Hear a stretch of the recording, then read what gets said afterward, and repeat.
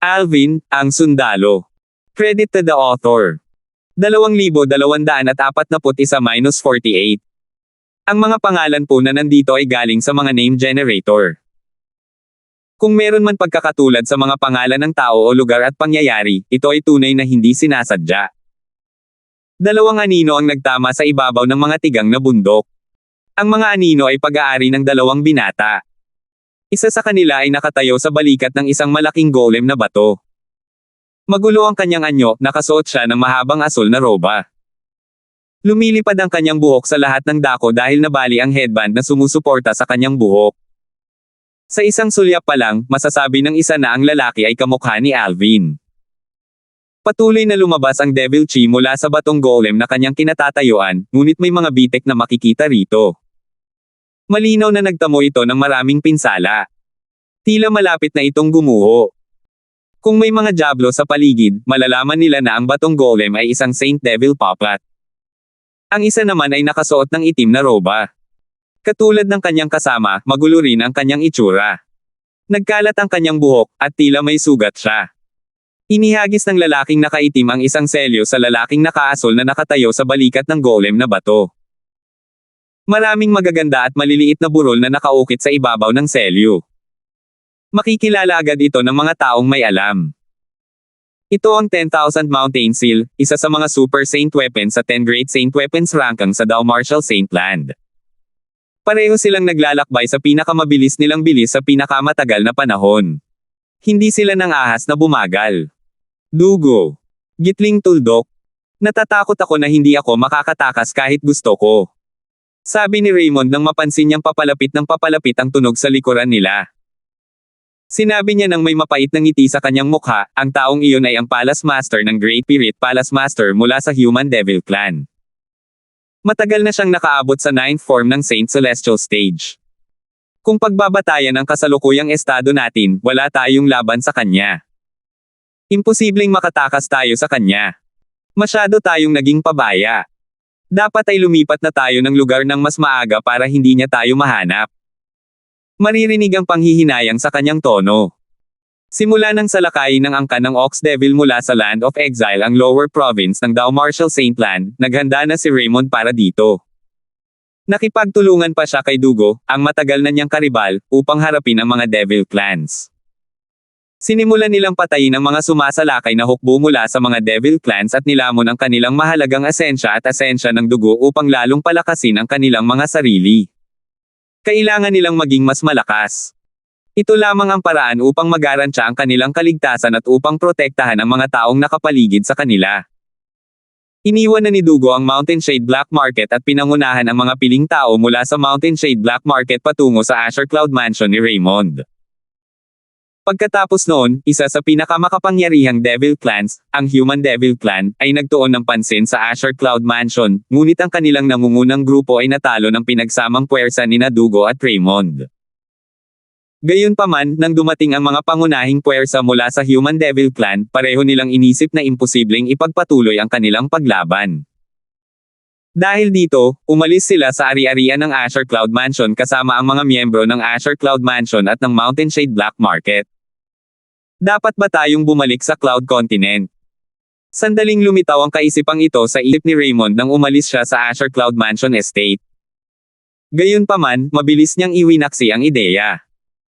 Bagamat maaaring mas ligtas sa Cloud Continent dahil hindi gaanong maraming malalakas na diablo doon, nangangahulugan ito na hindi rin nila madaragdagan ang kanilang lakas. Sa isang kritikal na panahong tulad nito, mahalaga para sa kanila na maging mas malakas. Dumating na ang pangalawang panahon ng diablo tao, kailangan nilang maging mas malakas sa pinakamaikling panahon na posible. Matapos makipag-usap kay Dugo, pinangunahan nina Raymond at Dugo ang mga miyembro ng Mountain Shade Black Market at Azure Cloud Mansion palayo sa Azure Cloud Mansion patungo sa silangang rehiyon ng Lower Province ng Dao Martial Saint Land upang makapaghanap sila ng liblib na lugar na matitirhan. Kasabay nito, sina Dugo at Raymond ay madalas na nangangaso ng mga diablo upang mapalakas ang kanilang lakas. Sa kasamaang palad, nakaranas sila ng kalamidad ngayon. Nakasalubong nila ang Palace Master ng Great Spirit Palace. Mahalagang banggitin na nang sumalakay ang mga pangunahing tauhan mula sa angkan ng mga tao-demonyo, pinatay ni na Raymond at Dugo ang paborito at pinakabatang disipulo ng Palace Master ng Great Spirit Palace. Ang disipulo ay isang mahuhusay at batang henyo sa mga Diablo. Mula noon, hinahanap na sila ng Palace Master ng Great Spirit Palace upang maghayganti para sa kanyang disipulo. Walang saysay ang magsalita pa ngayon. Umiling si Dugo at sinabi ng may seryosong ekspresyon, "Raymond, kahit matagal na kitang tinitingnan bilang karibal, lagi kong nararamdaman na mayroon tayong espesyal na koneksyon. Pareho tayong nakatanggap ng mana mula sa Orthodox Devil Clan, at naging pinuno rin tayo ng pinakamalakas na paksayon sa Lower Province ng Dao Martial Saintland. Kahit madalas tayong mag-away, pinahahalagahan din natin ang isa't isa. Wala akong pinagsisisihan na naging karibal at kaibigan mo ako. Umaasa akong aalagaan mo ang mga tao mula sa Mountain Shade Black Market pagkatapos mong makatakas mula sa dugo. Bukod dito, kailangan mo akong ipaghiganti." Isang pambihirang ngiti ang lumitaw sa karaniwang malamig na mukha ni Dugo. Pagtakas sa dugo. Mapait na ngiti ang nasa mukha ni Raymond habang sinasabi niya, "Kinulong tayo ng Palace Master ng Great Spirit Palace gamit ang kanyang banal na kamalayan. Mahahanap niya tayo kahit saan tayo magpunta. Walang saysay ang paggamit ng pagtakas sa dugo. Natatakot akong pareho tayong mamamatay ng magkasama ngayon." Bumantong hininga si Raymond. Naisip niya ang kanyang asawa, ang kanyang anak, ang kanyang apo, at ang apo na hindi pa niya nakikilala. Bahagyang ayaw niyang mamatay. Ayaw niya talagang mamatay. Gayunpaman, sa palagay niya ay wala siyang pag-asa na mabuhay pa. Kung sasabihin kong mabubuhay ka, kung gayon, mabubuhay ka. Ako, si Dugo, ay isang taong tumutupad sa aking mga salita. Determinadong sabi ni Dugo, "Tandaan mo ang mga salita ko. Kailangan mo akong ipaghiganti at maghanap ng isang mabuting Panginoon para sa 10,000 Mountain Seal." Naging paus ang kanyang tono nang marating niya ang ikalawang bahagi ng kanyang pangungusap. Isang masamang pakiramdam ang bumangon sa puso ni Raymond nang marinig niya ito. "Ikaw. Anong plano mo?" Tanong ni Raymond nang mapansin niya ang pagbabago sa tono ng boses ni Dugo. Bago pa makasagot si Dugo, samukha na siya ng dugo. Hindi tumalsik ang dugo. Kakatwa, nagsimula itong umikot at pumihit sa hangin at bumuo ng mga painting ng masalimuot na simbolo sa hangin. Nagdulot ito ng matinding panginginig sa espasyo. Patuloy na umiihip at umuungol ang hangin habang kinontrol ni Dugo ang kanyang dugo upang ipinta ang mga komplikadong simbolo. Kahit walang ideya si Raymond kung ano ang ipinipinta ni Dugo, ang mapang api at sinaunang aura mula rito ay nagbigay sa kanya ng kilabot. Ito ay... Nagulat si Raymond nang mapansin niyang biglang tumanda ang batang mukha ni Dugo. Nagsimulang lumitaw ang mga kulubot sa kanyang mukha, at nagsimulang maging pilak ang kanyang buhok. Ang kanyang dating malusog na katawan ay lumiit at naging payat na pangangatawan. Bukod dito, napansin niyang nanginginig ng malakas si Dugo at pinagpapawisan ng husto habang kinakagat niya ang kanyang mga ngipin. Patuloy na umaagos ang dugo mula sa kanyang bibig. Maya-maya, nagsimula ring malaglag ang kanyang mga ngipin dahil sa sobrang pagkibit balikat niya sa mga ito. Halatang nahihirapan si Dugo, isang uri ng sakit na mahirap isipin. Ito ay... Batay sa mga simbolo ng dugo at sa biglaang pagbabago ni Dugo habang tinitiis niya ang mapang api at sinaunang aura, biglang naalala ni Raymond na may nabasa siyang katulad nito sa isang talaan. Mayroong isang teknik sa manang nakuha niya mula sa Devil Clan. Edad na lumalamon ng dugo. Sigaw ni Raymond sa gulat. Nanlaki ang kanyang mga mata sa hindi makapaniwala. Dugo, ikaw. Hindi niya inaasahan na alam ni Dugo kung paano itatayo ang ipinagbabawal na formasyong ito mula sa Devil Clans. Ang H-Soul Devouring Blood Formation ay isang sinauna at malupit na teleporting formation. Ito ay malupit dahil, upang maitayo ang formation na ito, kailangan sunugin ng isa ang kanilang life energy. Bukod dito, kailangan din niyang tiisin ang paghihirap ng pagkalamo ng kaluluwa. Sinasabing ang pagkalamo ng kaluluwa ng isang tao ay parang pagkagat ng milyon-milyong langgam sa kaluluwa ng isang tao. Ang proseso ay napakasakit. Napakakaunting tao, o mga Diablo, ang makakatiis sa sakit na ito.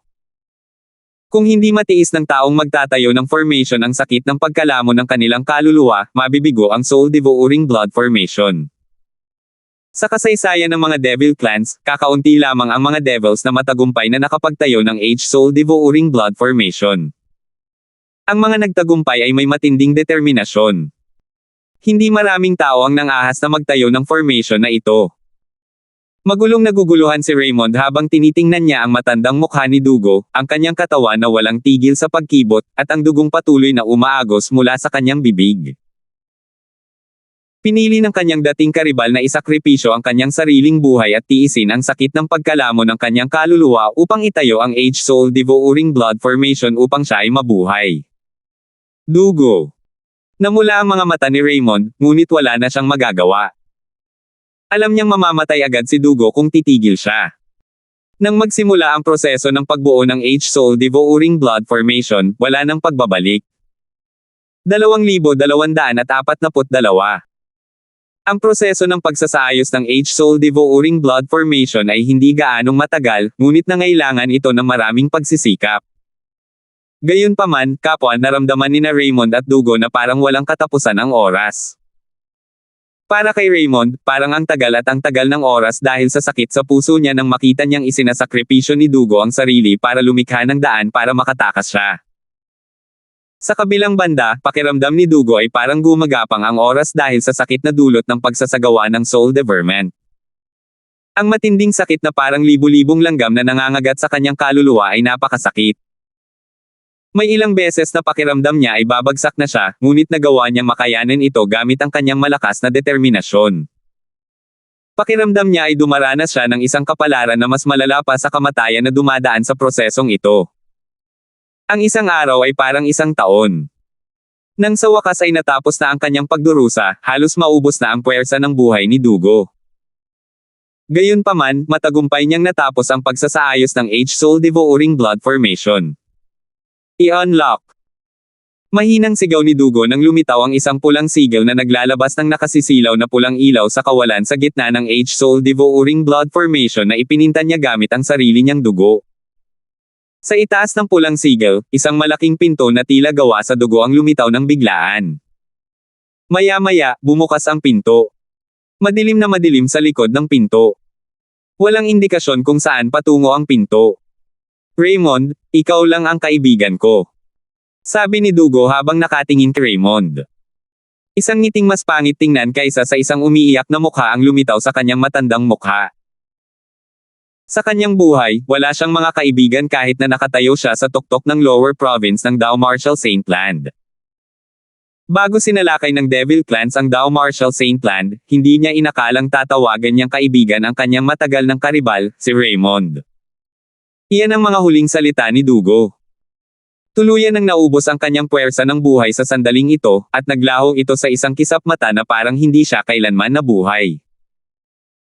Ang pagpipinta at pag-aayos ng Age Soul Devouring Blood Formation ay hindi lamang mag-aaksaya ng sigla ng isang tao, kundi lalamunin din ito ang kaluluwa ng isang tao.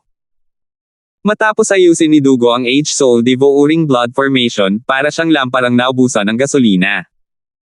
Dahil ginamit niya ang huling hininga niya para sabihin ang mga huling salita, hindi na niya mapigilan at mahabol ang hininga niya. Gayunpaman, may ngiti sa kanyang mukha nang siya ay mamatay. Tila namatay siyang mapayapa nang walang pinagsisisihan sa kanyang buhay. Dugo. Namumula ang mga mata ni Raymond nang makita niya kung paano gumawa si Dugo ng daan para makatakas siya kapalit ng sarili niyang buhay. 2 guhit ng luha ang umagos sa kanyang mukha. Karaniwang hindi madaling umiyak ang mga lalaki dahil hindi pa sila nakakarating sa antas ng kalungkutan na magbibigay katwiran sa pag-iyak.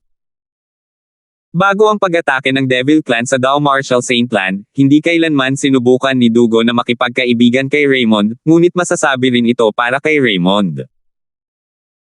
Gayunpaman, sa kritikal na sandali, si Dugo, ang kanyang kaibigan, ay hindi man lang nag-atubiling isakripisyo ang kanyang buhay at sirain ang kanyang kaluluwa, bukod sa pagtitiis sa matinding sakit ng Soul Feeder, upang bigyan si Raymond ng pagkakataong makatakas. Hindi kinailangang danasin ni Dugo ang paghihirap na ito, ngunit kusang loob niya itong ginawa upang mailigtas si Raymond. Sus! Sus! Biglang nakarinig si Raymond ng mga ingay mula sa likuran na mabilis na papalapit sa kanya na parang maaabutan siya ng humahabol sa kanya. Tiningnan niya ang unti-unting paghina ng pasukan ng portal na kaka-activate lang ng H-Soul Devouring Blood Formation, at walang anumang pagkaantala, pumasok siya sa portal sa pamamagitan ng pagmamanipula sa Saint Devil Puppet sa ilalim ng kanyang mga paa.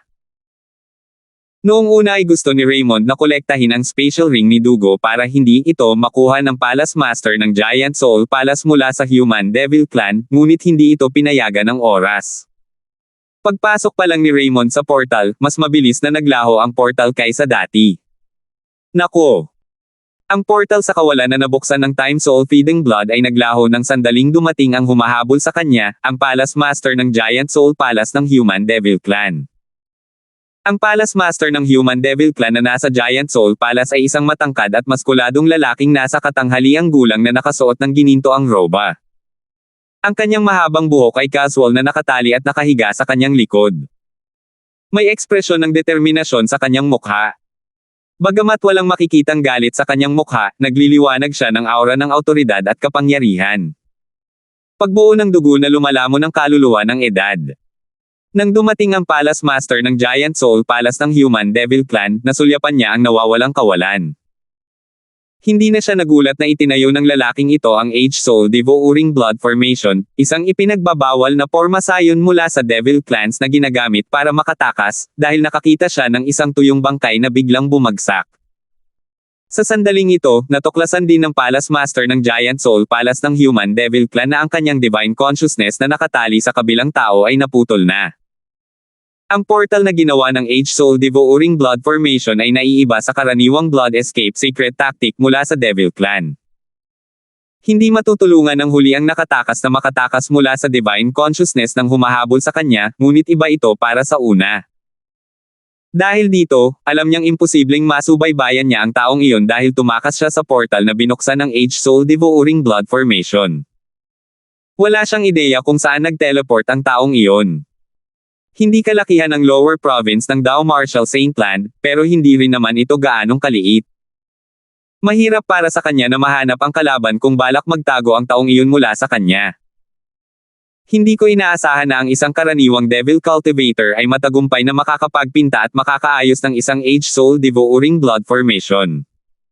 Bumantong hininga ang Palace Master ng Giant Soul Palace. Humakbang siya pasulong at lumipad pababa upang tanggalin ang Spatial Ring mula kay Dugo.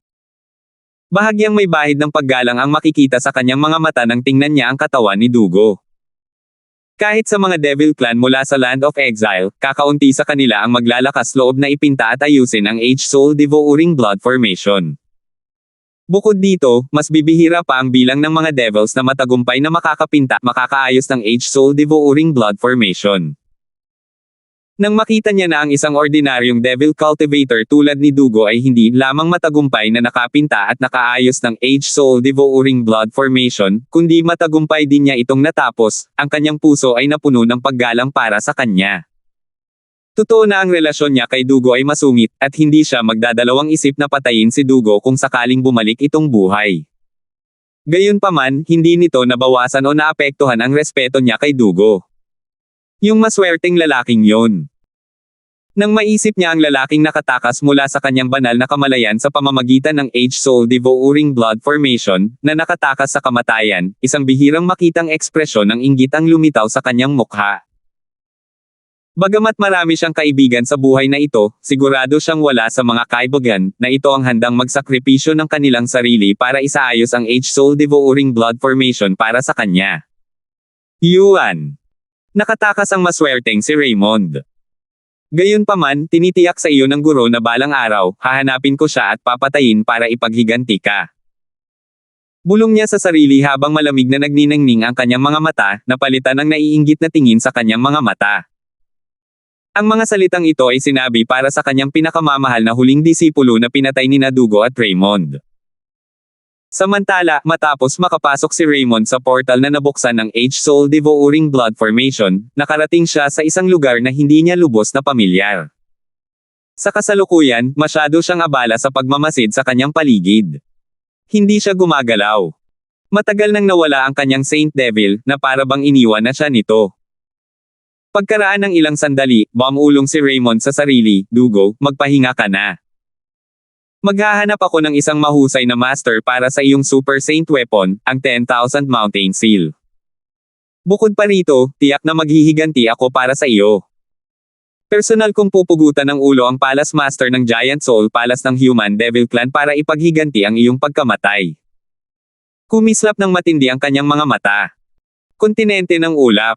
Walang kaalam-alam si Alvin na muntik nang mapatay ang kanyang ama. Sa sandaling ito, matapos makumpirma na ang kanyang pamilya at mga kaibigan ay wala sa 10 dakilang dinastiya, umalis na siya patungong dayuhang lupain. Ang Skywolf Fort din ang una niyang hintuan dati nang umalis siya sa 10 dakilang dinastiya. Sa kasalukuyan, nagbago na naman ang Panginoon ng Skywolf Fort. Ang Skywolf Fort ay sinakop ng isang Devil Clan na medyo makapangyarihan. Natural lang, ang kanilang lakas ay medyo malakas kumpara sa lakas ng mga Devil Clan sa 10 dakilang dinastiya. Walang anuman para kay Alvin ang antas ng cultivation ng mga Devils na ito. Napakahina nila, at kaya niya silang durugan sa isang suntok lang. Dahil dito, madaling nawasak ni Alvin ang Devil Clan na sumasakop sa Skywolf Fort. Nakakalungkot. Mukhang umalis na lahat ng orihinal na naninirahan sa Skywolf Fort. Hindi ko nga sigurado kung napatay na sila o kung tumakas na sila palabas ng lungsod. Sa kanyang pananatili rito, hindi nakita ni Alvin ang sinumang dating naninirahan sa Skywolf Fort. Dahil nandito ako, mabuti pang tumingin-tingin ako sa Cloud Continent. May posibilidad pa rin na nagtatago sina tatay, nanay, Little Megan, at ang iba pa sa Cloud Continent. Maaaring nag-aalala sila na ang pagbabalik sa 10 dakilang dinastiya ay masyadong halata. Lumiwanag ang mga mata ni Alvin nang maisip niya ito. Dahil sa kaisipang iyon, ayaw nang magtagal pa ni Alvin sa Skywolf Fort. Inakay niya ang 3 babae palabas ng Skywolf Fort sakay ng lumilipad na carpet at lumipad patungo sa susunod niyang destinasyon. Sa paglalakbay ni Alvin, papatayin niya ang bawat diablo na kanyang makakasalubong. Ang Cloud Continent ay isa lamang mortal continent, at ang kapaligiran ng cultivation nito ay napakasama. Ang mga makapangyarihang Devil Clans ay hindi kusang loob na mananatili rito, at sa gayon, tanging ang mahihinang Devil Clans lamang ang maninirahan dito. Gamit ang kasalukuyang lakas ni Alvin, naging madali para sa kanya na talunin ang lahat ng mga diablo na kanyang nakasalamuha. Bukod dito, nang patayin ni Alvin ang mga diablo, ang kanyang likas na espiritual na ugat ay nagsimulang maging mas maitim na lila. Sa bilis na ito, hindi magtatagal at ang aking innate spiritual root ay magiging maitim na lila, masiglang bulong ni Alvin sa kanyang sarili. Kapag ang aking likas na espiritual na ugat ay naging isang maitim na lilang likas na espiritual na ugat, ang likas na espiritual na ugat ni Kelly at ng aking likas na espiritual na ugat ay lalong mapapabuti. Iniisip ko talaga kung ano ang nasa ibabaw ng isang maitim na lilang likas na espiritual na ugat, naisip ni Alvin sa kanyang sarili, habang inaabangan ang pagbabago. Nagpatuloy siya sa paglalakbay at pagpatay sa mga diablo kasama ang 3 babae sa kanyang tabi. Tahimik na lumipas ang oras. Pagkalipas ng halos 1 buwan, ang likas na espiritual na ugat ni Alvin ay sa wakas ay naging isang maitim na lilang likas na espiritual na ugat. Ang bilis naman yan. Matapos mag-eksperimento ng ilang beses, napagtanto ni Alvin na ang bilis niya noon sa pagsipsip ng Heaven and Earth Spirit Energy ay hindi maihahambing sa bis ngayon. 2,243. Walang kabusugan ang pagnanasa ng isang tao. Ito ay isang katotohanan. Tulad ng isang pulubi, marahil, ang pinakamalaking hiling niya ay ang kumain ng masarap at hindi magutom. Gayunpaman, kapag siya ay busog at hindi nagugutom, hinahangad niya ang isang mas magandang buhay. Ganoon din si Alvin. Dati, ang gusto lang niya ay pagbutihin ang kanyang innate spiritual root tungo sa kulay violet sa tulong ng divine ability, ang elementary devouring tactic. Gayunpaman, matapos niyang makakuha ng isang violet na innate spiritual root, nagsimula siyang manabik para sa isang dark violet na innate spiritual root na sinasabing pinakamataas din na grado ng innate spiritual roots. Noong una, inakala ni Alvin na ito na ang hangganan ng innate spiritual roots, ngunit nang malaman niyang hindi ito sa pamamagitan ng eksperimento, at malamang na mayroong mas mataas na antas ng innate spiritual roots, sinimulan din niya itong hangarin. Matapos magtaglayin ni Alvin ang isang maitim na lilang innate spiritual root, natuklasan niya na maaari pa rin niya itong mapabuti gamit ang elementary devouring tactic kahit na napakabagal ng pag-unlad. Gusto kong makita kung ano ang susunod na baitang ng likas na espiritual na ugat na kasunod ng maitim na lilang likas na espiritual na ugat. Naisip ni Alvin sa sarili, puno ng kuryosidad, habang patuloy niyang isinasama ang tatlong babae habang dumadaan siya sa kontinente ng ulap.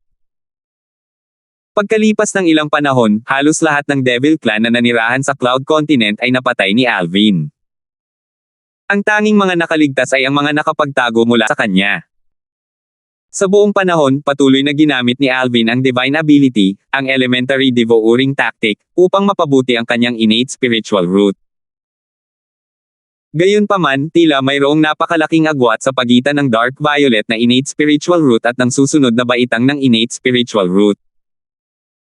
Kahit na matapos lamunin ni Alvin ang innate spiritual roots ng halos lahat ng powerhouses mula sa Devil Clan sa Cloud Continent, tila hindi pa rin siya nakakalapit sa pagpapabuti ng kanyang innate spiritual roots sa susunod na grado. Sa mababang lalawigan ng Dao Martial Saintland, ang isang mortal na kontinente tulad ng Cloud Continent ay talagang napakaliit. Hindi lang iyon, ang mga Diablo sa Cloud Continent ay karamihan ay mahihina mula sa Land of Exile. Bagamat marami sila, ang kanilang likas na talento ay medyo mahina. Mababa rin ang kalidad ng kanilang innate spiritual roots. Alam na alam ni Alvin ang agwat sa pagitan ng kanyang innate spiritual root at ng susunod na baitang ng innate spiritual root. Ang agwat ay parang halos hindi na matutuluyan. Mukhang wala ang mga magulang ko, si Little Megan, at ang iba pa sa Cloud Continent. Habang nililibot niya ang Cloud Continent, hindi niya nakalimutang hanapin ang kanyang pamilya at mga kaibigan. Gayunpaman, nawala ng saysay ang kanyang pagsisikap. Kailangan niyang tanggapin ang katotohanan na hindi pumunta ang kanyang pamilya at mga kaibigan sa Cloud Continent. Nakataas ang kanyang ekspresyon at makikita ang pag-aalala sa kanyang mga mata. Kung hindi sila bumalik sa Cloud Continent, saan sila nagpunta? Bukod pa rito, bakit hindi sila bumalik sa Cloud Continent? May nangyari ba sa kanila? Kung alam ko lang na mangyayari ito, naghanda na sana ako ng mga Soul Pearl para sa mga magulang ko, kay Little Megan, at sa iba pa. Kahit papaano, malalaman ko kung ligtas sila. Nang maisip ito ni Alvin, isang pagsisisi ang bumalot sa kanya. Nagsisisi siya na hindi niya ginawa ang mga Soul Pearl para sa kanyang pamilya at mga kaibigan.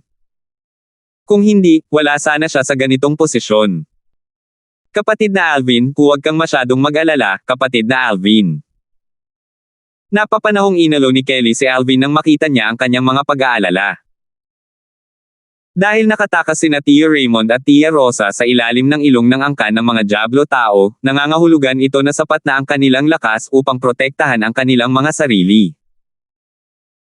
Dahil wala sila sa kontinente ng ulap, malamang ay nakahanap na sila ng ibang lugar na mapagtataguan. Mayroon pang dalawang mortal na kontinente. Marahil ay hindi sila bumalik sa kontinente ng ulap dahil ayaw nilang madamay ang kanilang mga dating kaibigan. Bukod dito, nagawa rin nilang patayin ang maraming vanguard mula sa angkan ng mga Diablo tao.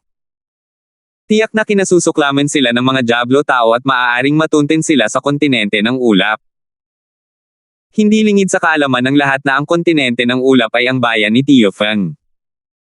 Lohikal ang mga salita ni Kelly, at nagawa nitong bahagyang maibsan ang mga pag-aalala ni Alvin. Salamat, Kelly, mahinang sabi ni Alvin habang tinitingnan ang banayad na ekspresyon ni Kelly. Sa sandaling ito, pakiramdam niya ay siya na ang pinakamasayang lalaki sa mundo. Ano pa nga ba ang mahihiling ng isang asawang lalaki sa isang asawang tulad nito? Kapatid na Alvin, kailangan ba nating magpasalamat? Tiningnan ni Kelly si Alvin nang may malumanay na mga mata na para bang si Alvin lang ang nakikita niya. Si Brianna na nakatayo sa gilid ay may komplikadong ekspresyon sa kanyang mukha habang pinapanood ang nangyayari sa kanyang harapan. Kung tungkol naman kay Vilma, minsan ay nakatulog na siya ng mahimbing sa mga bisig ni Alvin. Pumunta tayo sa dalawa pang mortal na kontinente para tingnan ito. Matapos sabihin ito kina Kelly at Brianna, niyakap ni Alvin ang kanyang anak na babae at inakay sila palayo sa Cloud Continent sa napakabilis na bilis. Mayroong 3 mortal na kontinente sa ibabang lalawigan ng Dao Martial Saintland. Isa na rito ang Cloud Continent. Hindi nagtagal ay nakarating si Alvin sa isa sa mga mortal na kontinente. Gayon din, sinimulan niyang patayin at lamunin ang mga likas na espiritual na ugat ng lahat ng mga Diablo na kanyang nakasalamuha habang hinahanap niya ang kanyang mga kaibigan at pamilya. Sa panahong ito, ang kanyang likas na espiritual na ugat ay patuloy na bumuti. Lumipas ang 2 buwan sa isang kisap mata. Sa kasalukuyan, ang mga Devil Clan sa Mortal Continent na ito ay napatay na rin niya. Parang isang hukay na walang katapusan. Sa oras na ito, natuklasan ni Alvin na ang kanyang likas na espiritual na ugat ay maitim na lila pa rin. Bagamat mas dumidilim pa ang kulay kaysa dati, tila wala pa rin itong malapit na pagbutihin sa susunod na antas. Kung hindi ko nilamon ang grupo ng mga likas na espiritual na ugat ng mga Diablo sa mortal na kontinente na ito at ginamit ang mga ito para mapabuti ang likas na espiritual na ugat ni Vilma at Brianna, baka naging maitim na lila na ang kanilang likas na espiritual na ugat. Naisip ni Alvin sa sarili. Kapag napunta na tayo sa huling mortal na kontinente, tutulungan ko silang mapabuti ang kanilang mga likas na espiritual na ugat.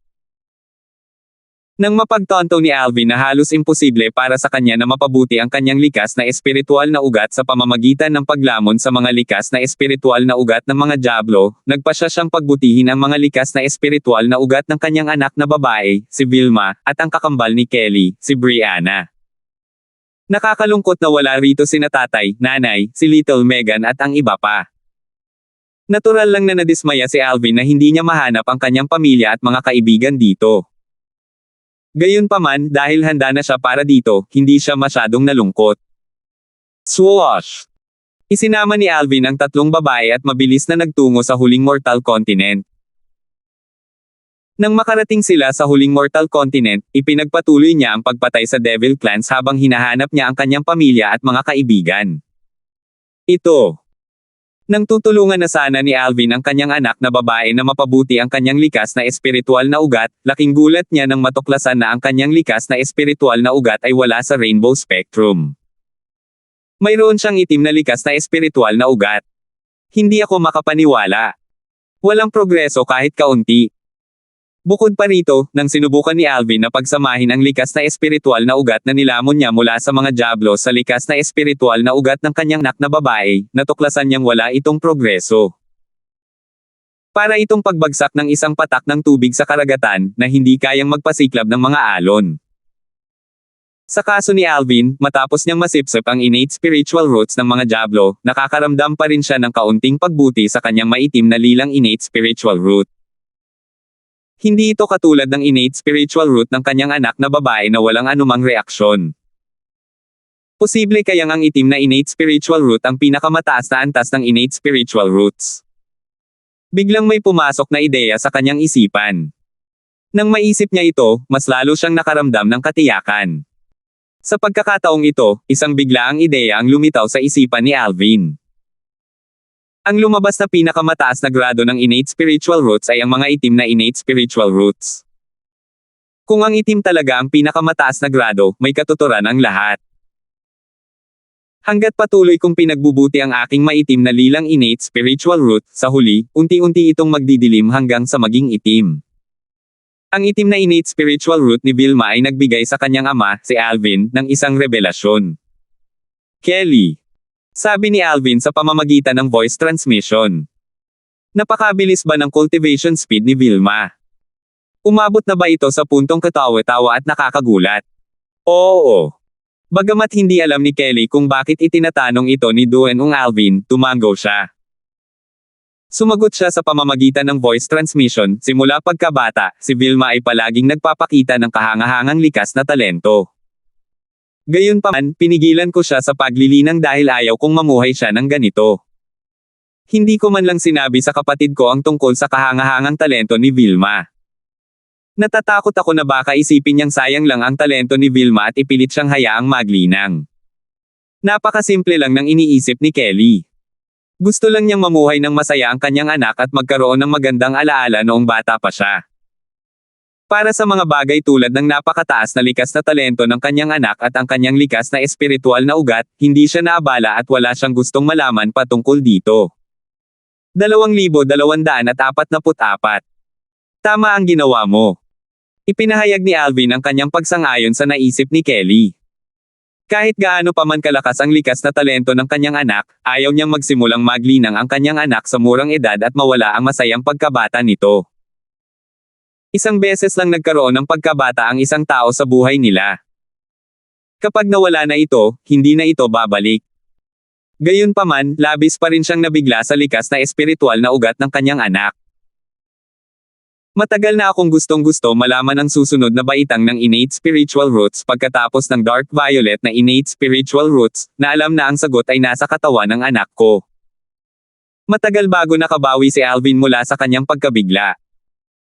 Dati, matapos niyang matagumpay na mapabuti ang kanyang innate spiritual roots sa isang dark violet, lagi siyang mausisa tungkol sa susunod na grado. Hindi na siya makapaghintay na mapabuti ang kanyang dark violet na innate spiritual root. Sa wakas, nasagot na ang kanyang tanong. Ang susunod na baitang ng innate spiritual roots, higit sa mga maitim na lila, ay mga itim. Ang black innate spiritual roots ang pinakamataas na baitang ng innate spiritual roots. Hindi kailanman sa pinakamalawak na panaginip ni Alvin ay iisipin niya na ang likas na espiritual na ugat na kanyang inaasam-asam araw at gabi ay maangkin ng kanyang anak na babae. Ang pagbubunyag na ito ay nagbukas ng isang bagong pinto para kay Alvin. Sa wakas ay mayroon na siyang malinaw na target. Itim na likas na espiritual na ugat. Itim na likas na espiritual na ugat. Sa wakas ay mayroon na akong malinaw na target. Dahil si Vilma ang may pinakamataas na grado ng likas na espiritual na ugat na siyang itim, wala nang saysay para sa akin na pagbutihin pa ang kanyang likas na espiritual na ugat. Sa ngayon, tutulungan ko na lang si Brianna na pagbutihin ang kanyang likas na espiritual na ugat. Nang maisip ito ni Alvin, nagsimula siyang maghanda para pagbutihin ang kanyang likas na espiritual na ugat. Natural lang, si Brianna muna ang dapat tanungin ni Alvin. Tutal, hindi naman siya katulad ng anak niyang si Vilma na wala pang cultivation base. Hindi pa niya ni-develop ang kanyang divine consciousness, kaya wala siyang mararamdaman kahit na i-extend nito ang kanyang divine consciousness sa kanya. Sa kabilang banda, iba si Brianna. Ang kanyang cultivation base ay nasa Saint Celestial stage man lang. Kung bigla niyang ilalapat ang kanyang divine consciousness sa kanyang katawan, tiyak na lalaban siya. Plano kong pagbutihin ang iyong likas na espiritual na ugat, prangkang sabi ni Alvin kay Brianna. Pagbutihin ang aking likas na espiritual na ugat. Natigilan si Brianna nang marinig niya ang mga salita ni Alvin. Naguluhan siya. Anong ibig mong sabihin? Ano ang ibig mong sabihin sa pagpapabuti ng aking likas na espiritual na ugat? Paano mapapabuti ng isang tao ang kanyang likas na espiritual na ugat? Nabalitaan kong mayroon kang indigo innate spiritual root. Tiwala akong mapapabuti ko ang iyong innate spiritual root tungo sa isang kulay violet sa loob ng isang buwan. Hindi nagulat si Alvin sa reaksyon ni Brianna. Natural lamang sa karamihan ng mga tao na ganito ang reaksyon. Sa sobrang pagkalito ni Brianna ay natigilan siya ng ilang sandali. Isang buwan na lang ang kailangan niya para mapaganda ang kanyang likas na espiritual na ugat tungo sa isang kulay lila. Patuloy na umalangaw-ngaw sa pandinig ni Brianna ang mga salita ni Alvin na ikinagulat niya. Hindi niya maiwasang makaramdam ng pagdududa. Huminga ng malalim si Brianna para pakalmayan ang sarili. Tumingin siya kay Alvin at nagtanong ng may pag-aalinlangan, ikaw. Nagbibiro ka ba? Talaga bang mapapabuti mo ang innate spiritual roots?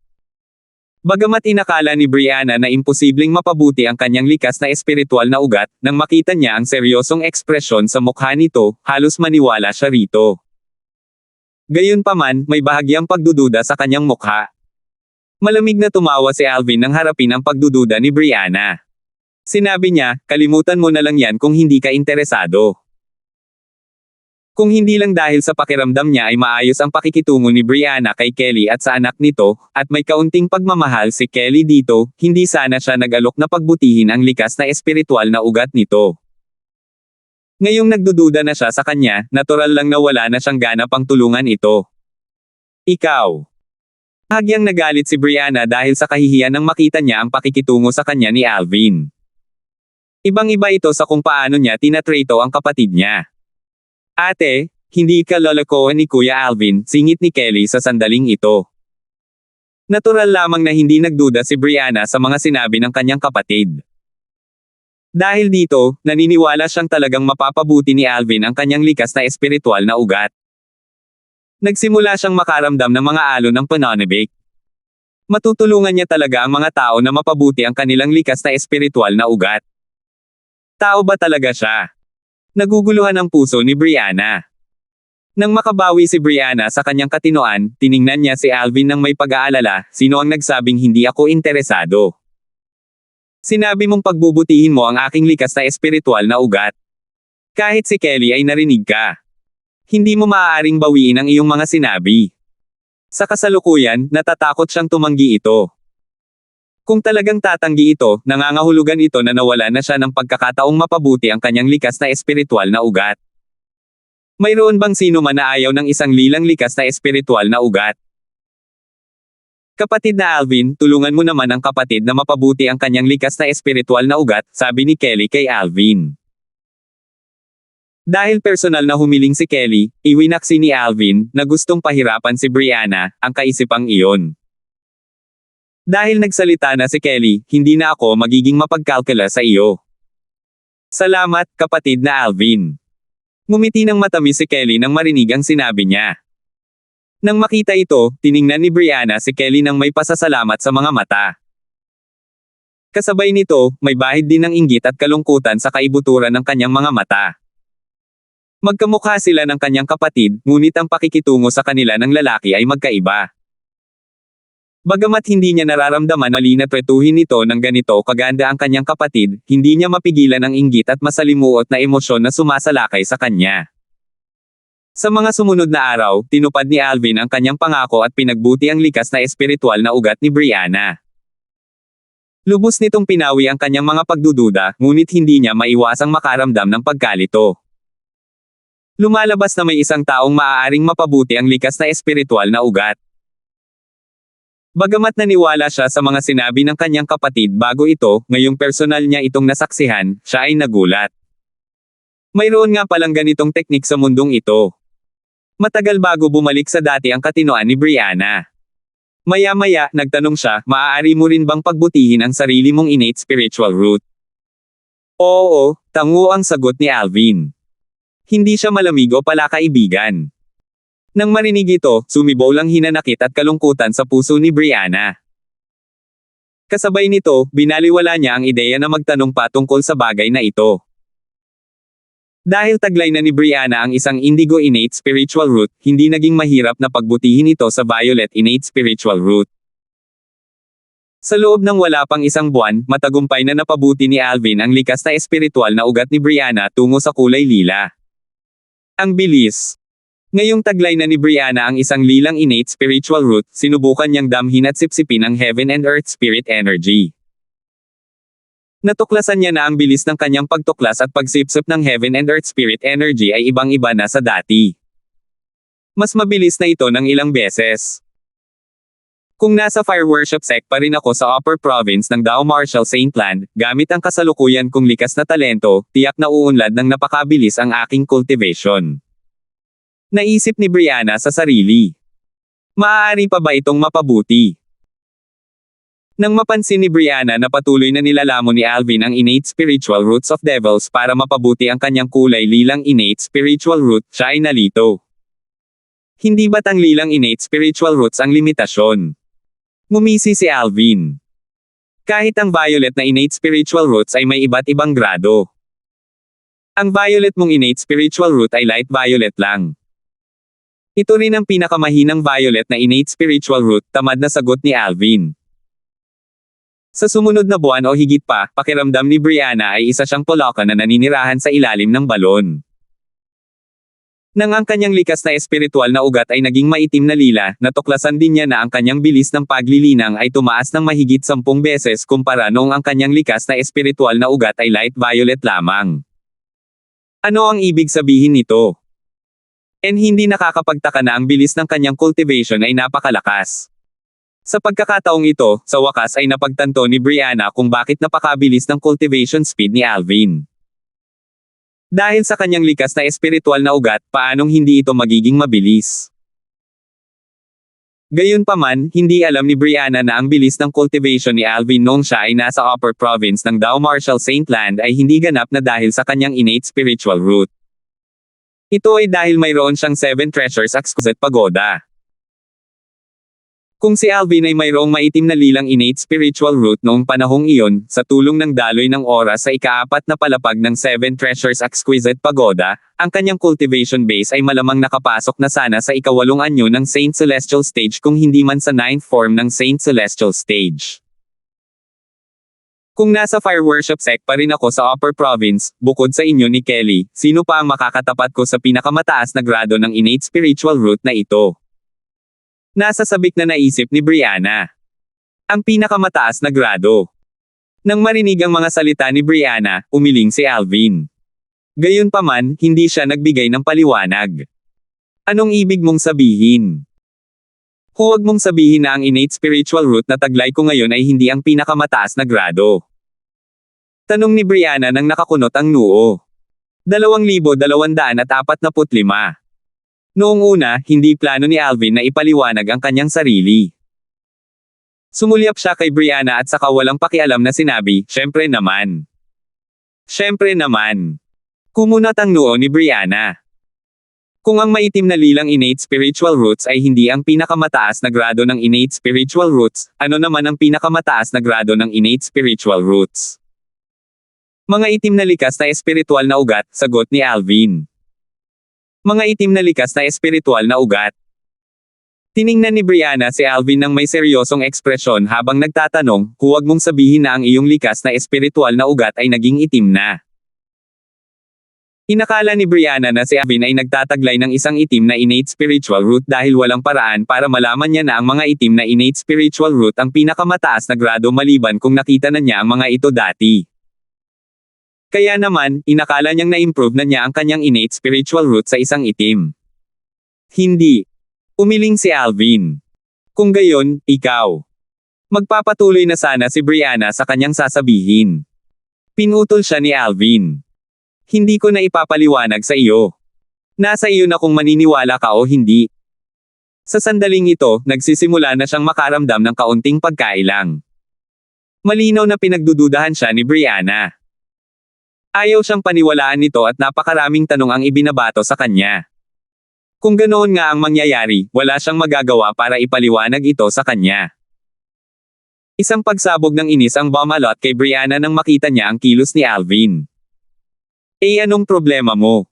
Tingnan mo siya. Matyaga siya kapag kasama niya ang kapatid nito. Gayunpaman, lahat ng pasensya niya ay nawala nang makipag-ugnayan siya rito. Paano siyang hindi makakaramdam ng inis? Sa sandaling ito, tila nakalimutan niya na ang kanyang kapatid ay asawa ni Alvin. Ate, si Vilma ay may itim na likas na espiritual na ugat at hindi na ito maaaring mapabuti pa. Kaya nga sabi ni Brother Alvin na ang itim ang pinakamataas na antas ng likas na espiritual na ugat, mabilis na paliwanag ni Kelly nang makita niyang nagagalit na ang kanyang kapatid. Nang marinig ni Brianna ang mga salita ni Kelly, likas niyang iniunat ang kanyang banal na kamalayan, naghahandang siyasatin ang likas na espiritual na ugat sa kaluluwa ni Vilma. Mayroon bang itim na likas na espiritual na ugat si Vilma? Sa sandaling ito, mahimbing na natutulog si Vilma sa mga bisig ni Alvin. Nang maramdaman niya ang banal na kamalayan ni Brianna na gumagalaw patungo sa kanyang braso, natural lang na alam niya kung ano ang sinusubukan nitong gawin. Noong una, gusto niya itong pigilan, ngunit pagkatapos itong pag-isipan, binaliwala niya ang ideya. Kung tutuusin, hindi niya inakalang sasaktan nito ang kanyang anak. Napakaitim talaga. Matapos itong imbestigahan, kinumpirma rin ni Brianna na ang anak ni Kelly ay nagtataglay ng isang itim na likas na espiritual na ugat. Kung patuloy na pagbubutihin ng isang tao ang isang maitim na lilang innate spiritual root, unti-unti itong magdidilim hanggang sa maging itim, naisip ni Brianna sa sarili. Maya-maya, lumingon siya kina Alvin at Kelly bago niya natuon ang tingin kay Alvin. Ang likas na espiritual na ugat ni Kelly ay palaging kulay lila, pero hindi dapat ganoon ang kaso para sa iyo, di ba? Ano ang gusto mong sabihin?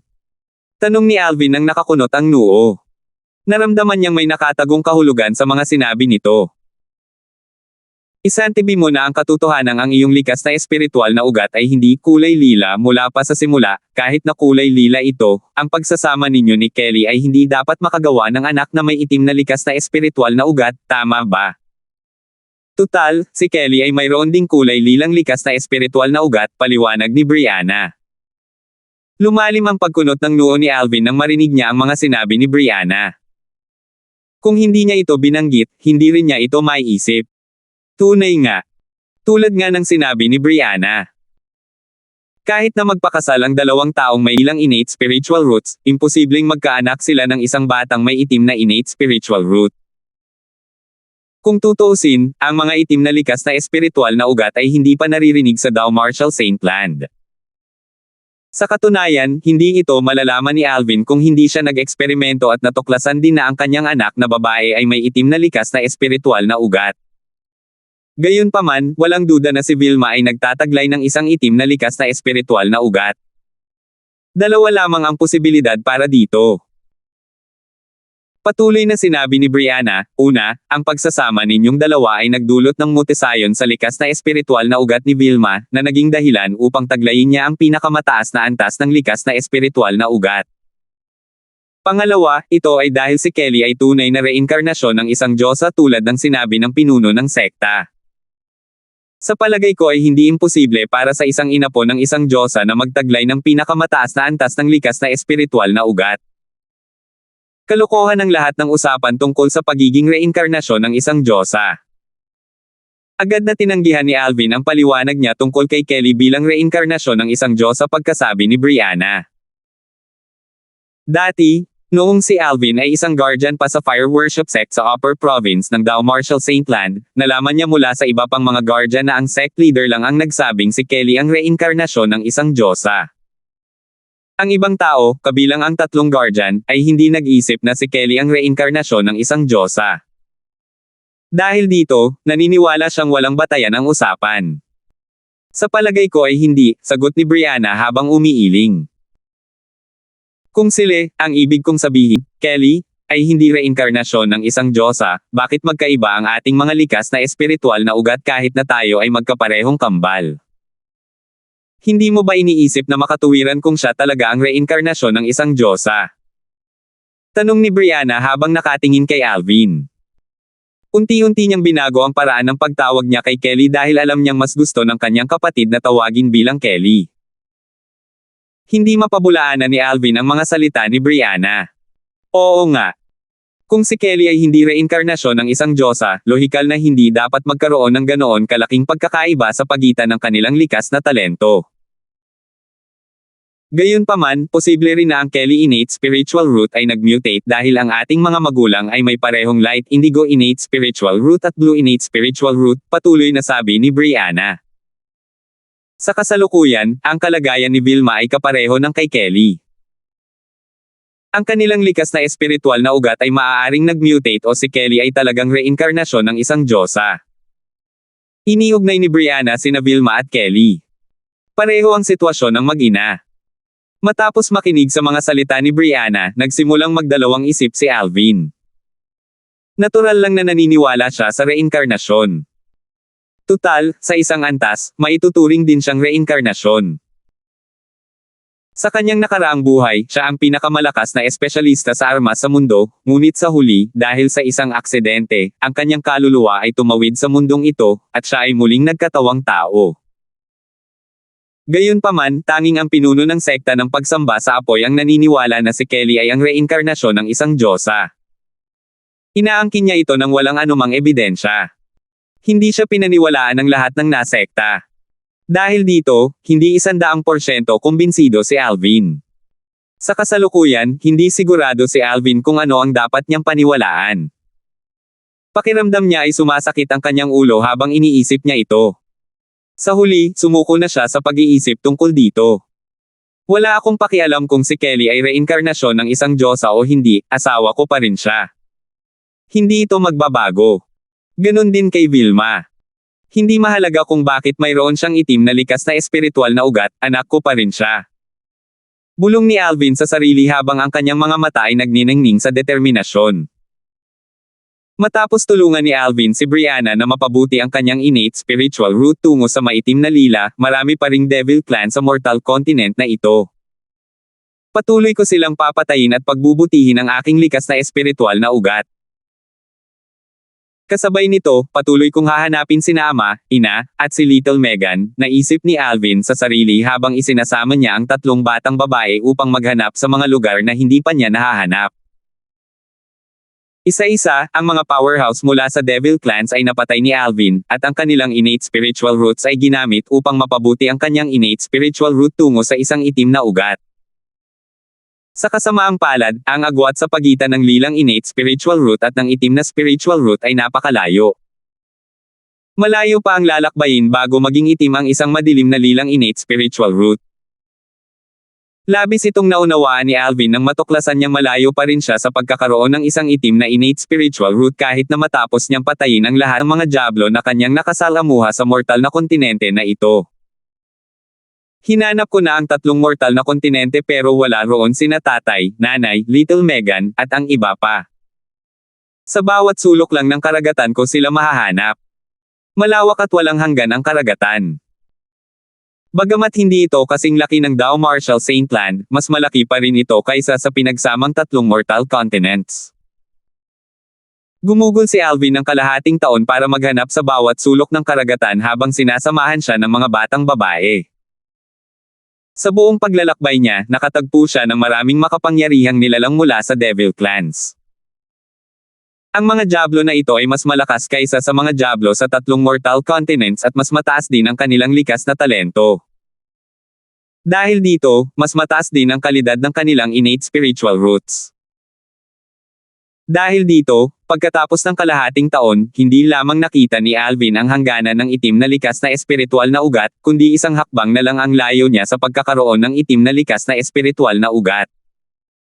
Malapit na akong magkaroon ng itim na likas na espiritual na ugat. Bukod pa riyan, walang liwanag o dilim dito.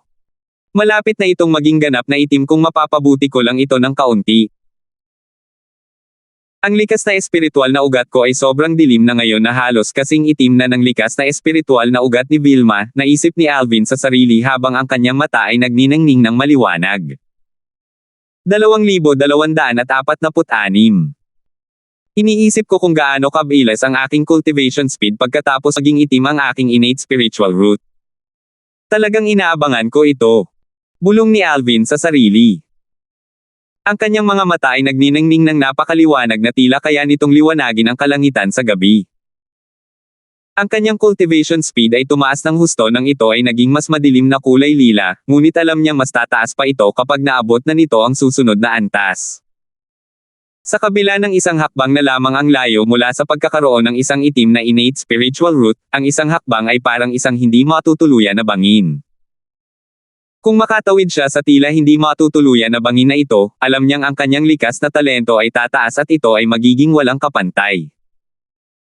Bagamat wala siyang ideya kung gaano siya mapapabuti hanggang sa maging itim ang kanyang innate spiritual root, sigurado siya rito. Sa kasamaang palad, wala pa rin akong balita tungkol kina tatay, nanay, Little Megan, at sa iba pa. Bumantong hininga si Alvin nang lumipat ang kanyang mga iniisip mula sa kanyang likas na espiritual na ugat patungo sa kanyang pamilya at mga kaibigan. Sa loob ng 6 na buwang ito, hinanap niya ang karagatan, nilamon ang maraming likas na espiritual na ugat ng mga diablo, at hinanap ang kanyang pamilya at mga kaibigan. Gayunpaman, nawala ng saysay ang kanyang pagsisikap. 1 taon na ang nakalipas mula nang umalis ako sa Human Devil Saint City. Ano na kaya ang sitwasyon ngayon? Sa loob ng 1 taon na ito, si Alvin ay gumugol ng kalahating taon sa tatlong mortal na kontinente at sa karagatan. Sa lahat ng panahong ito, gamit ang kanyang mapanirang kapangyarihan, pinatay niya ang bawat diablo na kanyang nakasalamuha. Maraming mga powerhouse mula sa Devil Clans ang namatay sa kanyang mga kamay. Sa katunayan, maraming maliliit na Devil Clans ang tuluyang nalipol niya. Natural lamang, ang mga Devil Clans na ito ay nasa ilalim ng hagdan sa Land of Exile. Dahil dito, ang kanilang pagkamatay ay hindi nagdulot ng anumang kaguluhan o nagdulot ng anumang pulang bandila. Panahon na para bumalik ako sa Lower Province. Isinama ni Alvin ang tatlong babae pabalik kasama niya. Dahil wala sa mortal continent sina tatay, nanay, Little Megan, at ang iba pa, ibig sabihin ay nasa lower province pa rin sila. Nang dalhin ni Alvin ang tatlong babae sa mababang lalawigan ng Dao Marshall Saint Plan, ang mga Diablo na pinalad na nakaligtas sa sunod-sunod na pagpatay ni Alvin, ay nagsimulang tumakas din patungo sa mababang lalawigan. Nang sa wakas ay makarating sila sa mababang lalawigan, nagsimula silang magkalat ng nakakagulat na balita saan man sila magpunta. Isang makapangyarihang tao ang pumatay sa halos lahat ng mga Diablo sa tatlong kontinente at sa karagatan. Bukod dito, maraming maliliit at mahihinang devil clans ang nalipol din. Kumalat ang balitang ito sa malayo ngunit hindi ito nakakuha ng anumang atensyon. Maraming mga makapangyarihang demonyo ang nag-usap-usap nang marinig nila ang balitang ito. Siguro gusto lang makaramdam ng superioridad ang taong iyon kaya niya pinatay ang mahihinang mga Diablo. Kung talagang may kakayahan siya, bakit hindi siya pumunta sa lower province? Kung maglalakas loob ang taong iyon na magpakita sa lower province, sisiguraduhin kung dito siya malilibing. Nang makarating ang balitang ito kay Alvin, nakarating na siya sa Human Devil Saint City kasama ang tatlong babae. Sisiguraduhin nilang malilibing ako sa lower province kung maglalakas loob akong pumunta rito. Pinaikit ni Alvin ang kanyang mga mata, at isang mapanghamak na ngisi ang sumilay sa sulok ng kanyang bibig. Gamit ang kanyang kasalukuyang lakas, hindi siya natatakot sa sinumang mga Diablo na nasa ibaba ng 9th form ng Saint Celestial Stage. Kahit na ang kanyang kalaban ay isang makapangyarihang tao sa 9th form ng Saint Celestial Stage, may pagkakataon pa rin siyang talunin ang kanyang kalaban kung may oras siya para maghanda. Kung gagamitin niya ang kanyang Super Saint Weapon, ang Devil Seal Tablet, lubos siyang kumpiyansa na may pagkakataon siyang patayin ang mga Diablo na nasa ibaba ng Celestial Stage. Kahit na wala siyang oras para maghanda, lubos siyang sigurado na may malaking pagkakataon siyang patayin ang mga ordinaryong Diablo sa 9th form ng Saint Celestial Stage kahit na hindi siya sigurado kung matatalo niya ang lahat ng mga Diablo na nasa ibaba ng Celestial Stage. Sayang at sira ang sulok ng Devil Seal Tablet. Kung buo man ito, basta't makalusot ako sa ikapitong anyo ng Saint Celestial Stage, sigurado akong mapapatay ko pa ang mga Eminent Devils. Nagliwanag ang mga mata ni Alvin nang maisip niya ito. Sa nakalipas na taon, kahit hindi ako lubos na nakatutok sa aking cultivation, hindi ko rin ito napabayan. Sa kasalukuyan, isang hakbang na lang ang kailangan ko para makarating sa 7th form ng Saint Celestial Stage. Kahit hindi pa umitim ang aking innate spiritual root, aabutin pa ako ng isang buwan para makagawa ng isang breakthrough. Sa oras na iyon, papasok na ako sa Wandering Saint Palace. Habang naglalakbay si Alvin, naiplano na niya ang daan na kanyang tatahakin matapos niyang makapasok sa ikapitong anyo ng Saint Celestial Stage. Papasok siya sa Wandering Saint Palace, isa sa 3 palasyo at 6 na bulwagan ng Human Devil Clan, at angat ang kanyang ranggo upang masakop niya ang Wandering Saint Palace. Sa panahong iyon, gagamitin niya ang kapangyarihan ng Wandering Saint Palace. Dapat sabihin na si Alvin ay lubos na ambisyoso. Kapag nasa ilalim ko na ang kontrol ng Wandering Saint Palace, hindi lang magiging mas epektibo para sa akin ang paghahanap kina ama, ina, Little Megan, at sa iba pa, magagamit ko rin ang Wandering Saint Palace para lumaban kung sakaling mangyari ang digmaang tao-devil. Ibabalon ko ang kapangyarihan ng Devil Clans laban sa kanila. Ito ang mga dahilan kung bakit gustong sumali ni Alvin sa Wandering Saint Palace para makontrol ito. Ang Palace Master ng Wandering Saint Palace ay isang makapangyarihang nasa 9th form ng Saint Celestial Stage. May bali-balitang hindi siya isang ordinaryong powerhouse sa 9th form ng Saint Celestial Stage.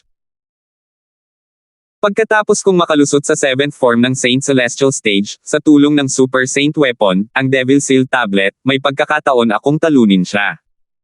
Naisip ni Alvin sa sarili. Bahagyang may bahid ng kumpiyansa ang makikita sa kanyang mga mata. Sa sandaling ito, dinala ni Alvin ang 3 babae sa isang VIP room ng isang restaurant sa Human Devil Saint City. Malapit ang VIP room sa lobby ng restaurant kaya naririnig nila ang ingay sa labas. Bukod sa pagtalakay sa balita tungkol sa isang taong pumatay sa mahihinang mga Diablo sa mga mortal na kontinente at sa karagatan, karamihan sa mga tao ay pinag-uusapan pa rin ang pagkamatay ng mga batang elite mula sa 2 palasyo at 6 na bulwagan nangyari 1 taon na ang nakalilipas. Hindi ako makapaniwala na pinag-uusapan pa rin nila ito pagkatapos ng napakatagal. Bulalas ni Alvin sa sarili. May kakaibang liwanag sa kanyang mga mata. Hindi ako makapaniwala na pinaghihinalaan ng mga tao na ang Wandering Saint Palace ang salarin sa likod ng pagkamatay ng mga batang elite mula sa 2 palaces at 6 halls. Natural lamang para sa kanila na magkaroon ng ganitong conclusion dahil ang Wandering Saint Palace ang tanging palasyo na hindi nagtamo ng anumang nasawi maliban sa 3 disipulo na namatay sa labas ng kagubatang bato. Sa lahat ng mga disipulo mula sa 3 palasyo at 6 na bulwagan na pumasok sa guho, tanging ang mga disipulo ng Wandering Saint Palace ang nakaligtas. Normal lamang na karamihan sa mga taong lohikal ay magkaroon ng ganitong conclusion. Gayunpaman, kahit na mayroon silang mga hinala, ang 2 palasyo at 6 na bulwagan ay hindi nang ahas na ituro ang palasyo ng mga Wandering Saint hanggat hindi sila nakakakuha ng konkretong ebidensya. Mukhang maraming human devil na pinatay ko sa guho na nagmula sa mga maimpluwensyang pamilya. 1 taon na ang nakalipas pero hindi sumuko ang 2 palasyo at 6 na bulwagan sa bagay na ito. Mukhang labis pa rin silang nag-aalala. Naisip ni Alvin sa sarili. Hindi siya natatakot na paghinalaan siya ng 2 palasyo at 6 na bulwagan. Hanggat walang sinasabi si Wendy mula sa Wandering Saint Palace, walang makakaalam na siya ang salarin. Bukod pa rito, kung bibigyan pa ng kaunting panahon, kahit na matuklasan ng 2 palasyo at 6 na bulwagan na siya ang salarin, kailangan pa ba niyang matakot sa kanila? Ang pinakamahalaga ngayon ay ang makaabot sa ika-7 anyo ng Saint Celestial Stage sa lalong madaling panahon. Sa oras na iyon, maaari na akong umasa sa sarili kong lakas para tumayo pagkatapos kong sumali sa Wandering Saint Palace, naisip ni Alvin sa sarili. Hindi na siya makapaghintay na makahanap ng lugar para mag-cultivate. Matapos punuin ang kanilang mga tiyan ng pagkain, inilayo ni Alvin ang 3 babae mula sa restoran at dinala sa isang bahay tuluyan. Ang bahay tuluyan na ito ay ang dati nilang tinuluyan.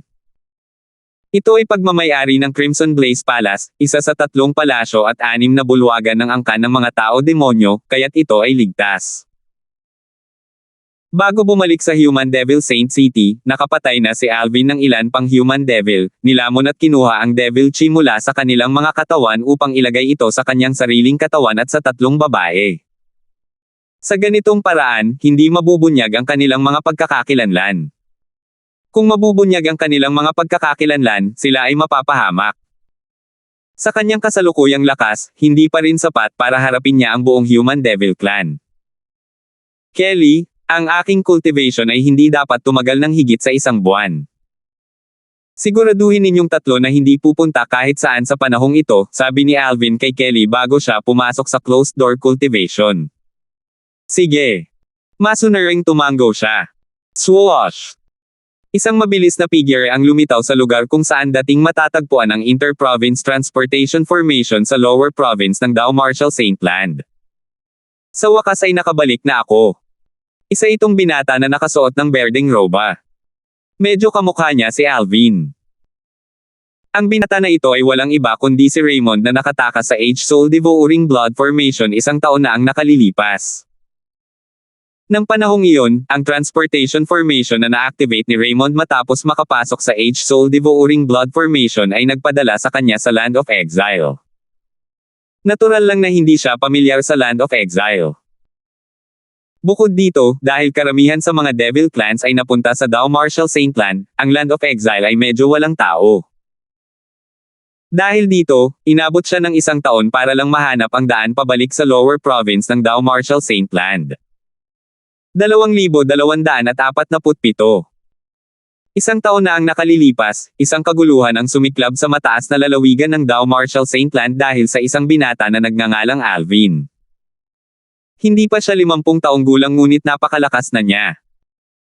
Hindi lang iyon, kinilala rin siya ng lahat bilang pinakamalakas na tao sa ilalim ng 9th form ng Dao Marshall Saint Land. Gayunpaman, habang hinihintay ng mga tao sa Dao Marshall Saint Land ang kanyang susunod na aksyon, bigla siyang nawala ng walang bakas.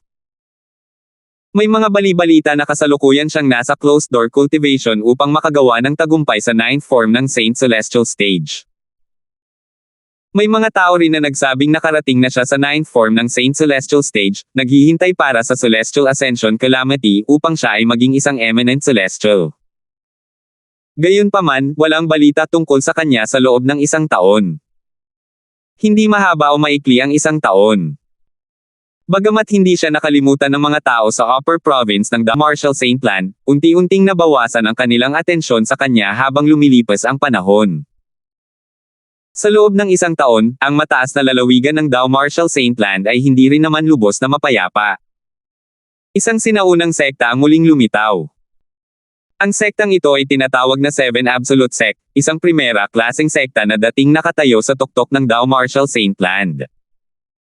Sinasabing noong panahon na nasa tugatog ang kapangyarihan ng Seven Absolute Sect, kahit ang tatlong pinakamalakas na puwersa sa Upper Province ay kailangang magsanib puwersa para mabuhay.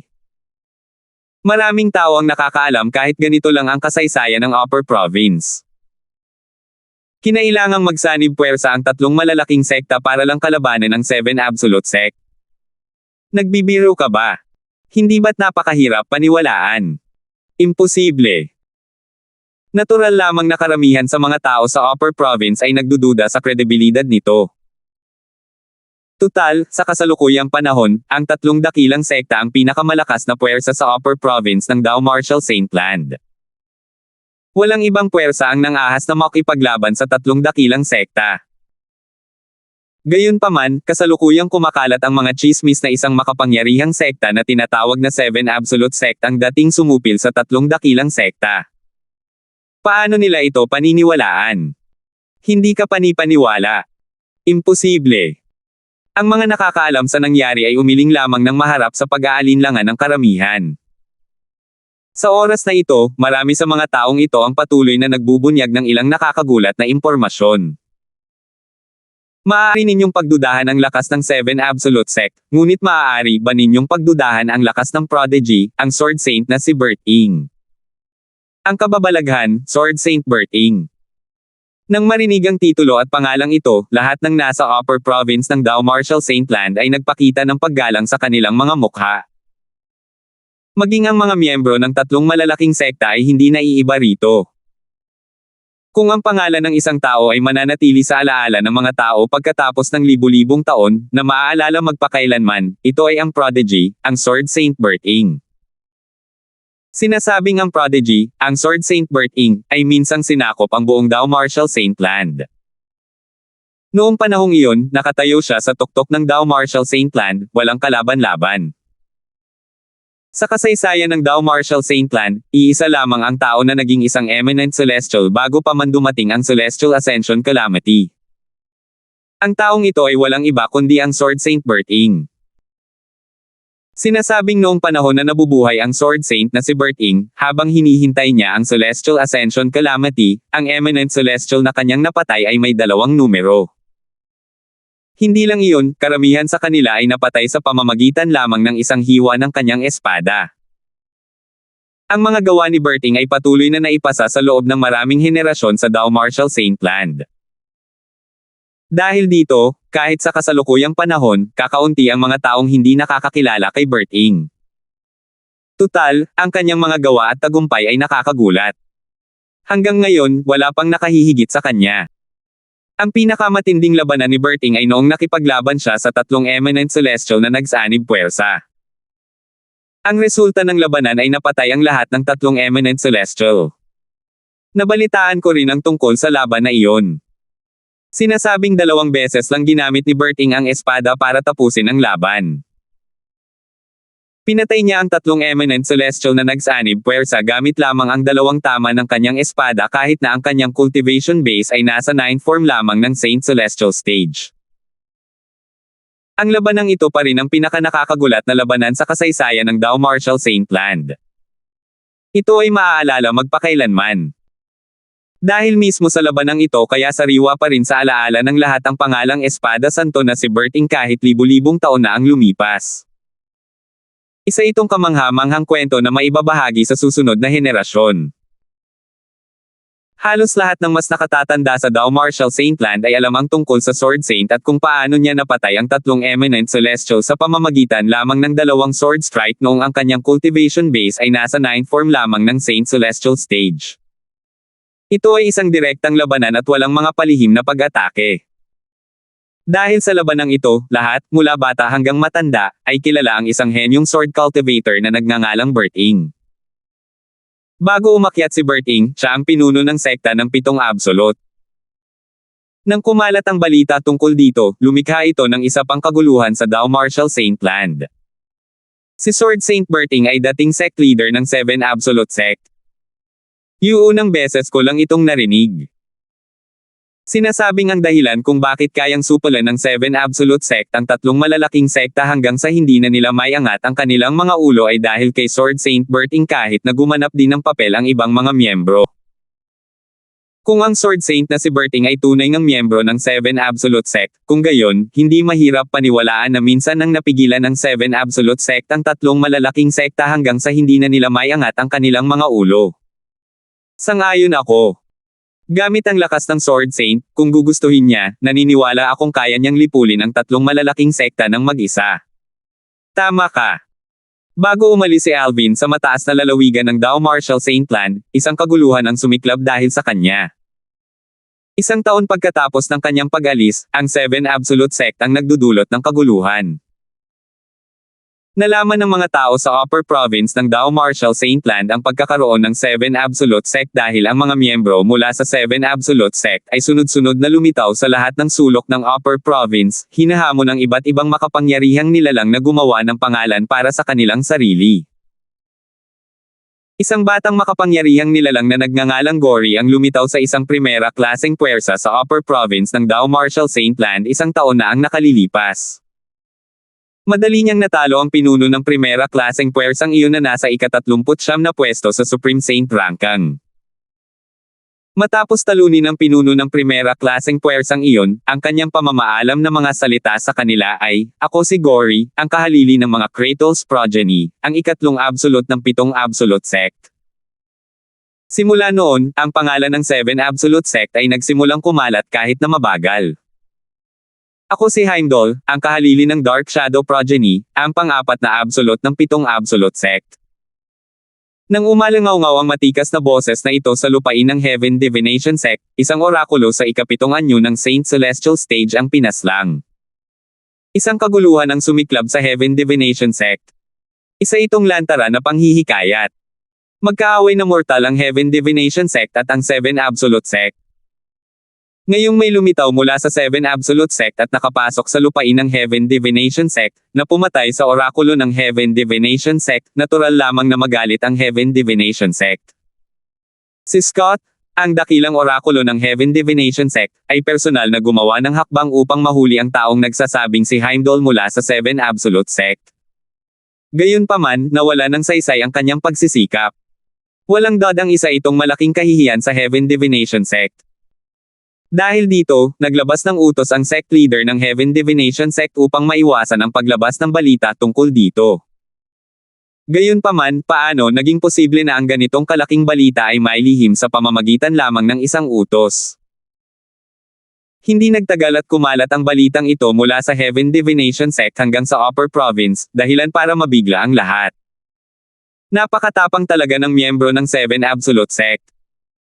Hindi ko akalain na palihim siyang pumasok sa Heaven Divination Sect para patayin ang orakulo ng Heaven Divination Sect na nasa 7th form na ng Saint Celestial Stage. May chismis na pinatay niya raw ang orakulo na iyon sa isang suntok lang. Bagamat hindi napigilan ng Heaven Divination Sect ang balitang ito, nagawa pa rin nilang itago ang pagkakakilanlan ng orakulo. Aling orakulo ito? May agwat sa lakas ng mga orakulo sa ika-7 anyo ng ika-7 anyo ng Saint Celestial Stage. Iniisip ko kung sino ang pinatay ni Heimdall. Mahirap siyang irango sa Supreme Saint Ranking kung di natin alam kung aling orakulo ang pinatay niya.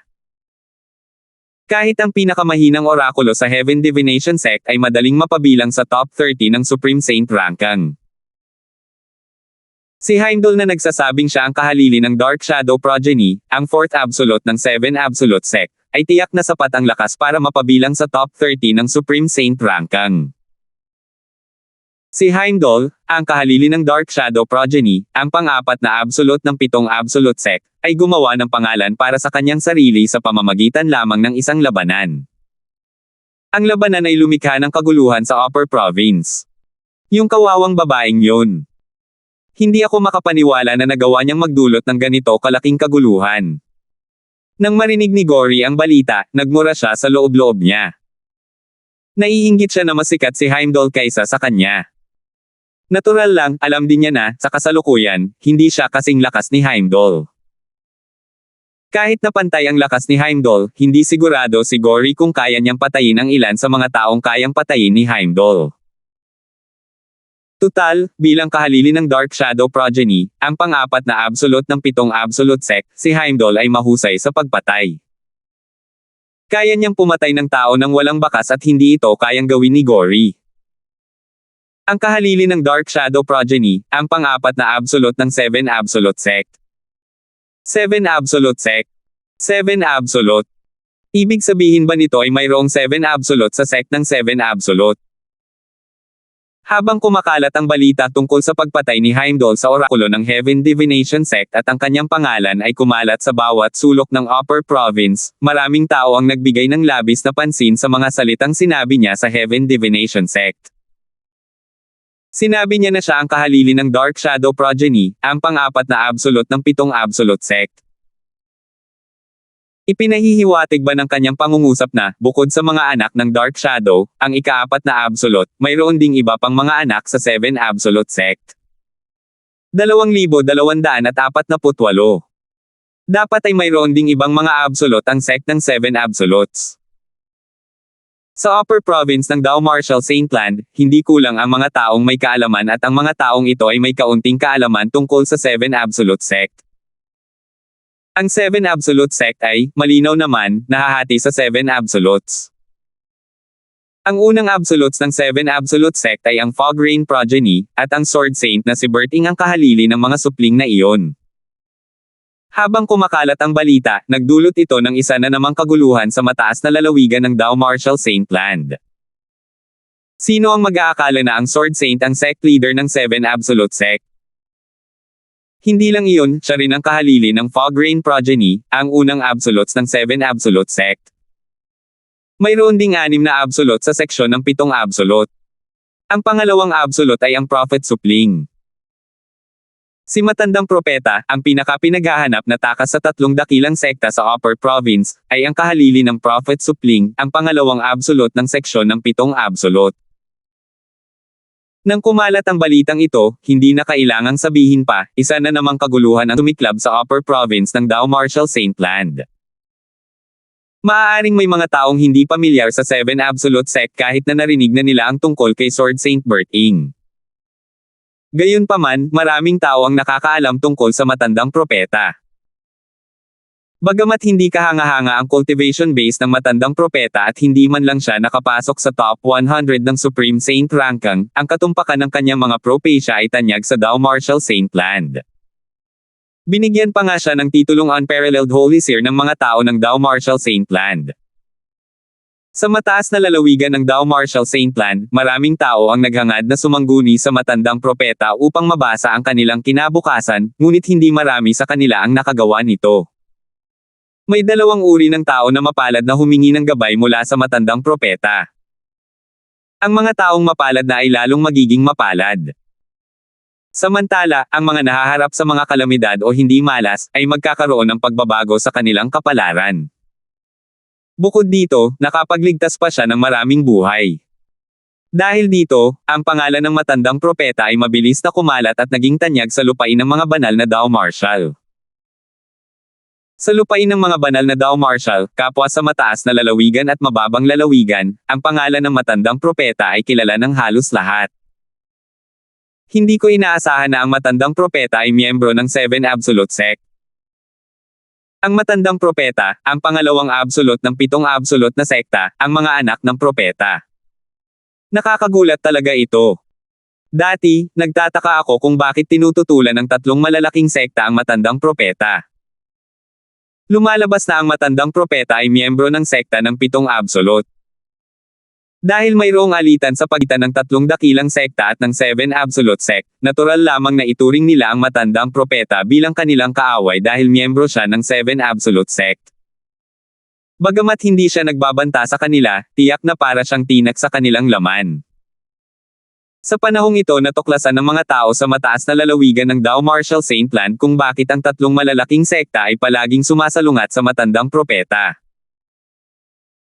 Bukod sa unang absolute, ang Fograin Progeny, at ang pangalawang absolute, ang Prophet Progeny, ang isa pang absolute na alam ko ay ang fourth absolute, ang Dark Shadow Progeny. Mayroon bang nakakaalam tungkol sa natitirang apat na absolute? Sa kasalukuyan, maraming tao ang interesado sa Seven Absolute Sect. Tutal, ito ay isang malakas na sekta na dating nakatayo sa tuktok ng Dao Marshall Saint Land. Hindi pa kasama rito, si Sword Saint Berting ay dating kabilang din sa sektang ito. Kilala ko ang isa sa apat na natitirang absolutes. Ang pang-apat na absolutes ay ang Kratos Progeny. Ang kahalili ng Kratos Progeny ay si Gory. Kamakailan lamang ay natalo niya ang sect leader ng isang napakahusay na puwersa. Ang kanyang pangalan ay lilito sa susunod na isyu ng Supreme Saint Rankang.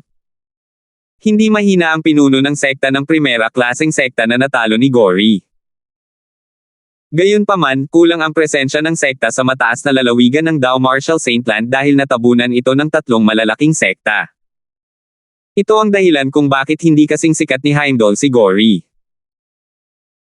Pinag-uusapan pa rin ng mga tao sa Upper Province ng Dao Marshall Saint Land ang tungkol sa Seven Absolute Sect ng isa na namang nakakagulat na balita ang kumalat at ikinagulat ng mga tao sa Upper Province.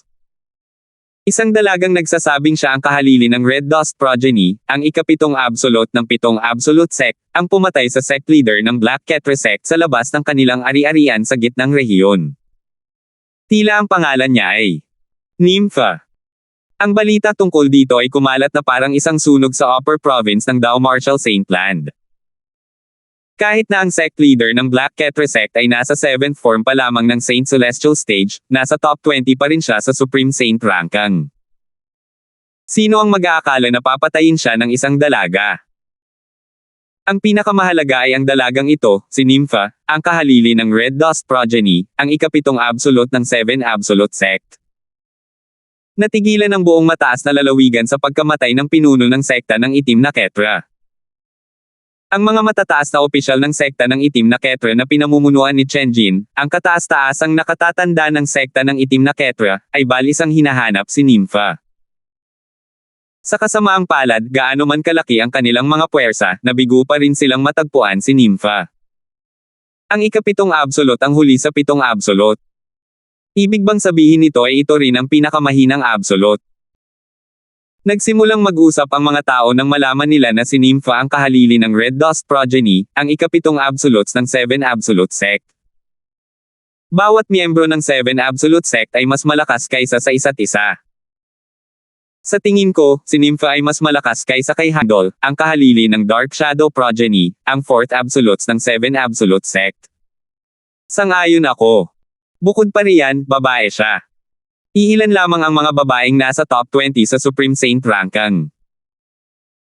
Naiintindihan ko kung bakit ang Seven Absolute Sect ay itinuturing na pinakamalakas na sekta noon.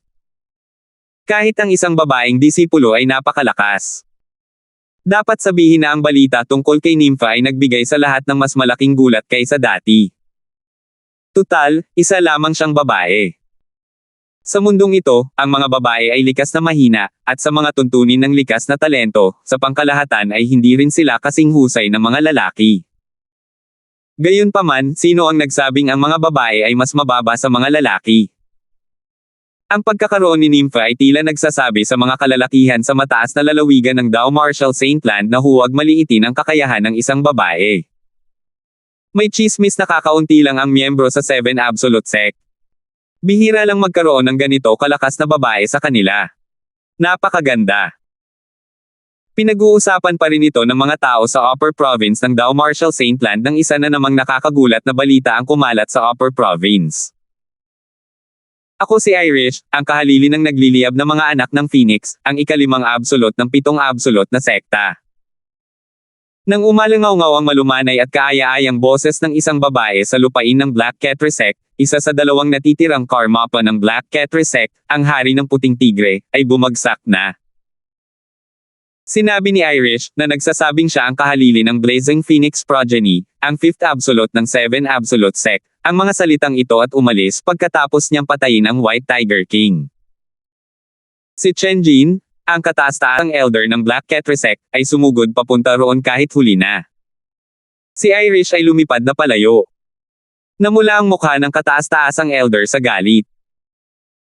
Ibinuhos niya ang kanyang pagkadismaya sa pamamagitan ng paggamit ng isang teknik na nagpasabog sa isang burol malapit sa ari-arian ng Black Ketre Sect.